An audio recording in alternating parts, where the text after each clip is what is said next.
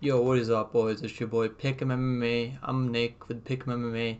We're back with another one. We're gonna be going over the best bets video for UFC 300. This is my best bets video for UFC 300. We're gonna be going over the lock of the week for UFC 300. We're gonna go over the parlay of the week for UFC 300. We're also gonna go over some best bets that I like for UFC 300. Before we get into it, guys, do me a favor. Help out with the YouTube algorithm. Like the video, subscribe to the channel, and leave a comment down below with your most confident parlays for UFC 300, and let me know what kind of plays that you like for UFC 300. And before we get into it now for UFC 300, I want to go over some recap for UFC Vegas 90. It was a solid card for us. Betting wise, it wasn't that terrible. We hit the lock of the week. Moreno, Alex Moreno. I almost called him Brandon Moreno. His name is Alex Moreno. We hit the lock of the week. We hit parlay of the week. Bahamondes money line and Moreno money line, which was a minus 135. I had a couple units on this, so it paid off pretty well.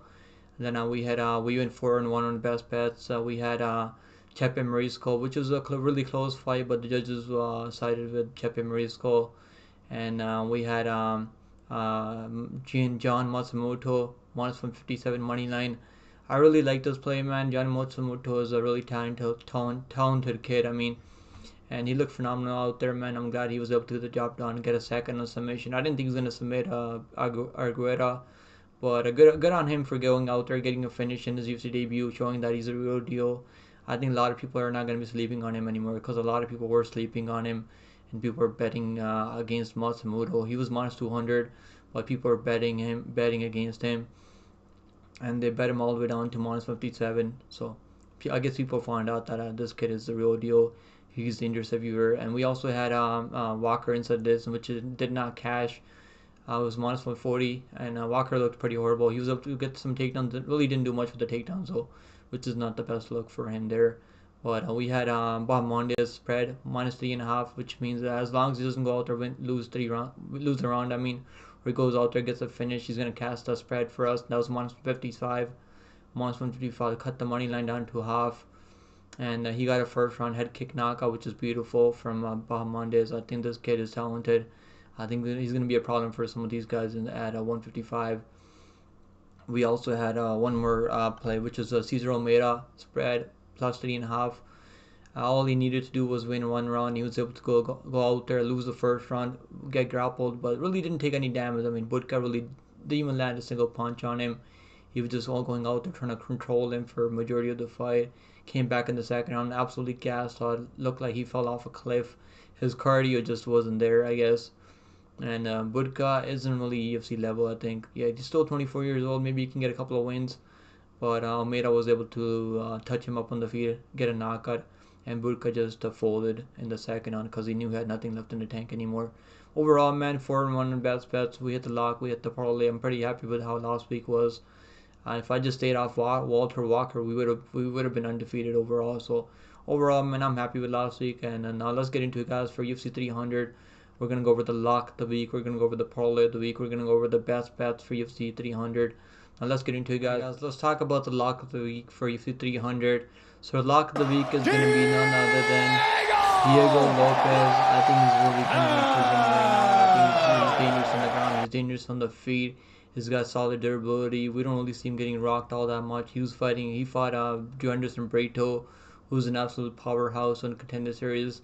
And he was able to take the shots pretty well in Contender Series. Even though he was losing that fight, he lost the fight to Brito. We know how big of a hammer Brito is.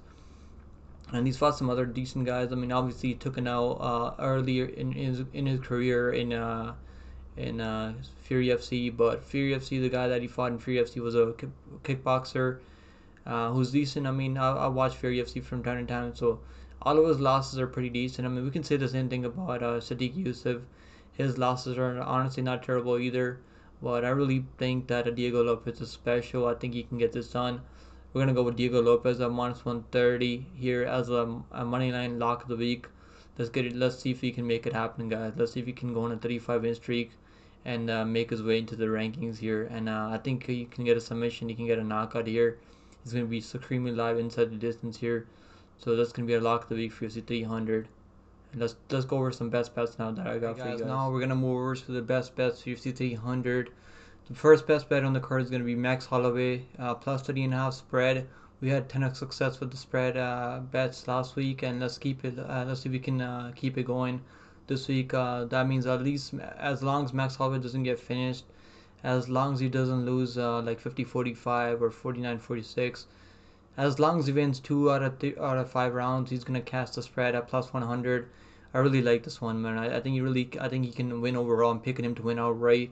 We're gonna be safer. I'm gonna take the plus money on the spread here. Next best bet on the card is gonna be Zhang Wei Li. I almost called her Wang Jie Li. Zhang Wei Li taking on Yan Xiaonan. Fight does not go the distance. I got Zhang Wei Li inside the distance plus money. It's not plus money anymore. You might as well take the fight does not go the distance at this point because they're both really close, similar on the odds. And it's minus 150 for Zhang Wei Li. Fight does not go the distance in Zhang Wei Li versus Yan Xiaonan. Next best bet on the card is going to be Jalen Turner. Money line, I really like Jalen Turner here. I think it's a good parlay piece. I think he's going to be extremely live for a KO here. And I really like Jalen Turner here. Money line minus 230. I think he's going to cast the money line this week. Next best bet on the card is going to be Jim Miller. Finish only plus 100. I just don't see Bobby Green finishing Jim Miller, man. Jim Miller's tough. He's gritty. Even at 40 years old, he's not gonna get finished. I think he can win. I think he can be the one getting a finish over Bobby Green. Bobby Green coming off taking a bunch of damage in that late stoppage loss that he took a couple of months back against Turner. Obviously, Turner is way more dangerous than Bobby Green. But yeah, I could see Bobby Green getting this done by just outpointing him on the feet and defending takedowns. But if he gets hurt on the feet, I could see him getting hurt badly, getting finished by Jim Miller. Jim Miller, that's inside the distance only, finish, no action. Scorecards, no action means as long as if the fight goes to scorecards, you're gonna get your money back either way. So I like that one there. Last best bet on the card is gonna be Marina Rodriguez, money line plus 117. I really like this one, man. I don't really rate Andras all that much. She's obviously powerful. She's physical. She's going to be a powerhouse in there. I think Marina Rodriguez is a way better technical striker. I think she's going to be able to hurt Andrade. We've seen Andrade get finished like 8 times in the UFC. Marina Rodriguez has only been finished 1 time, and that was an early stoppage in my opinion. I was on Lemos there as a dog. So I was on the right side there, but even I think that was an early stoppage for by the referee there. It was a standing TKO. It wasn't like Marina Rodriguez was badly hurt. She just got rocked and the referee called it early. So and that's the only time she's ever been kind of rocked in a fight. This fight she's gonna have the height advantage here. She's gonna have the reach advantage here, and I really like Marina Rodriguez here. I think she can get this done. So that's gonna be our best bets for UFC 300. Now let's get into the parlay of the week now. Alright guys, parlay of the week for UFC 300. We're gonna go with the first leg. This is a 4-leg parlay. We're gonna go with Jalen Turner money line. That's gonna be minus 238. We're gonna go with over 1.5 in the Holly Holm versus Kayla Harrison fight at minus 280. We're gonna go with the fight does not go the distance in Pereira versus Hale fight. We're gonna go with the under 2.5 rounds in that Bo Nickel versus Cody Brandes fight, and this is gonna pay out at plus 173. We hit the parlay on the last pay per view at UFC 299. Let's see if we can hit another parlay for UFC 300, and this is paying out the same, pretty much the same. I think we cast the last parlay on the last pay per view at like plus 170 something, plus 170 I think it was. This is also plus 173, so around the same price. Hopefully we make some money this week, and let me know what you guys think about